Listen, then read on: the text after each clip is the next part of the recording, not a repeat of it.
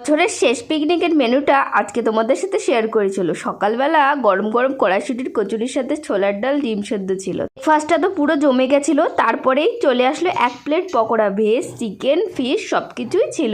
তারপরে দুপুরবেলা মেন কোর্সে খেতে বসেছি। তো এখানে দেখো ফার্স্টেই দিয়ে দিয়েছে নবরত্ন ডাল আর বেগুনি ভাজা, গরম গরম দারুণ লাগলো লেবু চিপে খেতে। তারপরে ছিল শোস্টপার আমাদের চিংড়ি মাছের মালাইকারি, যেটা খুব ভালো খেতে ছিল। আর ভেটকি মাছের পাতুরিটাও বা কীভাবে বাদ যায়, তো অসাধারণ, এত সুন্দর টেস্ট হয়েছিল। আমি তো 2বার করে খেয়েছি। তারপরে আমার সবথেকে প্রিয় খাবার মাটন। আহা, শীতের দুপুরে একদম গরম গরম তুলতুলে মাটনের ঝোল আর ভাত, এ যেন স্বর্গ। আর মাটনটা খুব ভালো সেদ্ধ হয়েছিল। আমি তো একবার নেওয়ার পর আরও 2বার নিয়েছি।